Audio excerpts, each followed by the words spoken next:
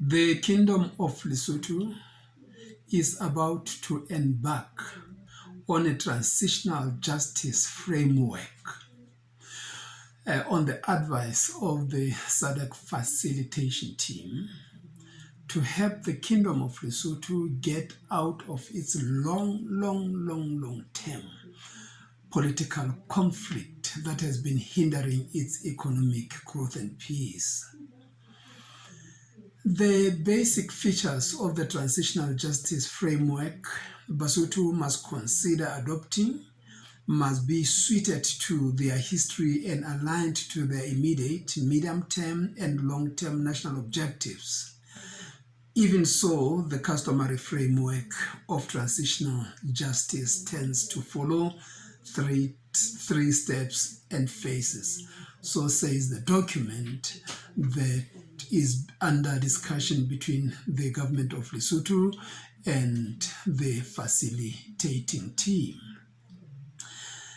The first phase, which is called Pre-Transitional Phase, reads as follows. At the beginning, the foremost objective is to create a climate conducive for negotiations that will lead to the adoption of a new governance system of political and social transition. In many conflicts, this phase will entail heeding the call for the cessation of hostilities as a way of creating a conducive environment for genuine negotiations.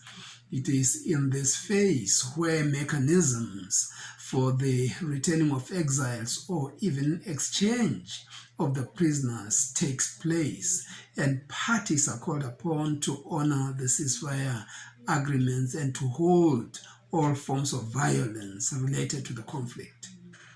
There would also be undertakings or agreements to suspend or defer prosecutions until a specified and agreed event or the completion of the other phases of the transitional justice framework. Therefore, the first phase is meant to build trust and confidence in the transition process and achieve inclusivity. In the case of Lesotho, the stakeholders wisely agreed to the return of exiles who in turn committed to lawful and peaceful conduct and to full participation in the processes that were to lead to national reforms. In this first phase, stakeholders must consider and agree on whether to defer or leave for later all cases which are perceived as politically motivated, or those which are commonly referred to as high-profile prosecutions. This is important because premature prosecutions will frustrate the purpose of transitional justice, such as full and frank disclosure, reparations, and possible forgiveness and amnesty. Usually, prompt legislation by Parliament before the onset of the transitional phase is required to give legal validity to the postponement or deferral of prosecutions of alleged crime, which fall within the category of politically motivated crimes or high-profile prosecutions. Thus, the deferral of prosecutions would be authorized by valid law. Now we go into phase 2 of the transition.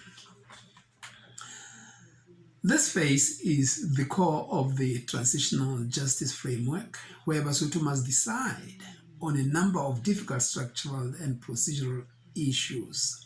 In broad outline, this phase will deal with the terms and reference for the establishment of the TJC. The terms of reference will include powers and functions of the TJC, its composition, as well as qualifications of the members of the Commission. It is expected that the TJC will be constituted by eminent Basotho drawn from various disciplines with skills and expertise to perform this national task. The Commission may be tasked to evaluate applications and listen to the presentations of both victims and perpetrators. Based on a criterion outlined in the law, the Commission must make recommendations after careful evaluation of the presentations. The criteria must include whether the case is politically motivated and whether there has been full disclosure. This phase of the framework demands a number of important decisions Lesotho have to make. Specific ones are hinted below. Which class of crimes and other conduct would fall under the powers of the TJC? What should be the historical cutoff point for crimes and conduct that may be considered by the TJC? Which body or part of the TJC will hear the plight of victims and decide on reparations? Which body or part of the TJC will hear perpetrators and grant amnesty or otherwise? What should be the ambit of the possible amnesty, both criminal and civil?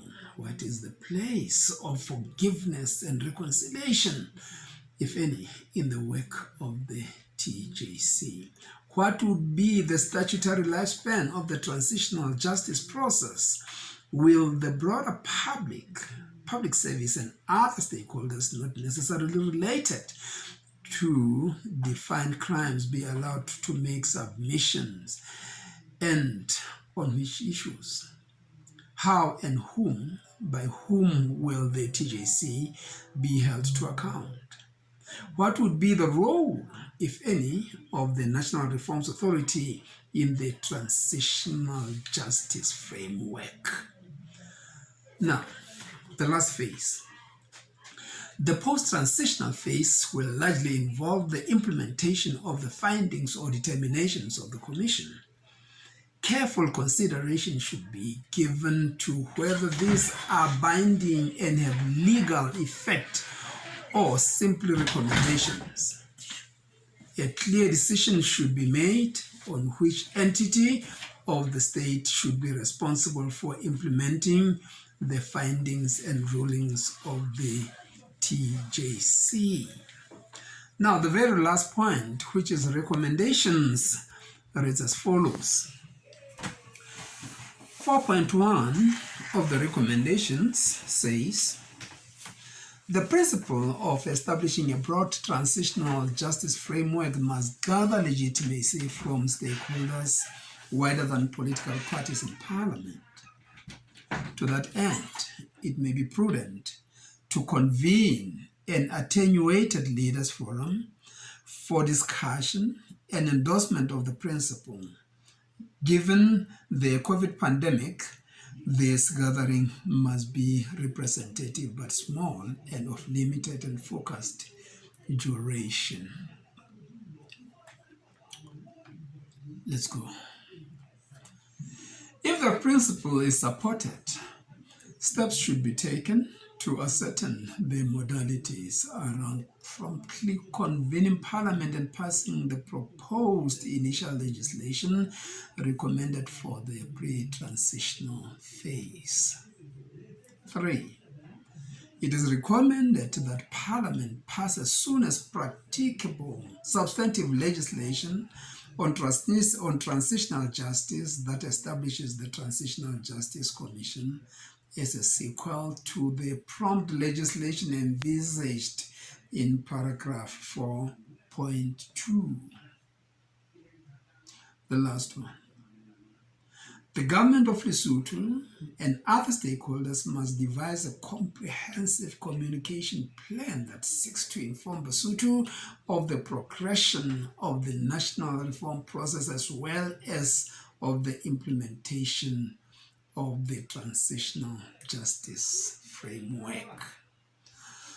So these are points of discussions. These are points of discussion on this document dated March 10, 2022. prepared by the SADC. SADC means Southern African Development Community Facilitation Team, under the leadership of Justice Dikgang Ernest Moseneke of South Africa. I thank you.